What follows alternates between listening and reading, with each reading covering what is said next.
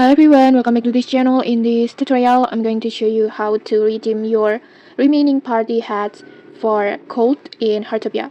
So as you may know, the Kids at Heart Party event has already ended and the exchange store will be closing soon.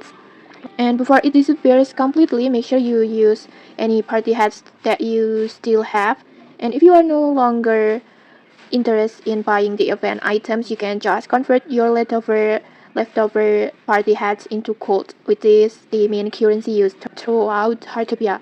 And to do this, just simply open the Kids at Heart Party event banner like this, and then next just tap on Go Redeem, and then in here just choose the code, this one, and then the conversion rate is very simple.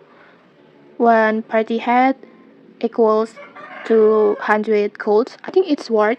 And so if you still have a lot of party hats saved up, this is a great way to turn them into something useful before the store is gone.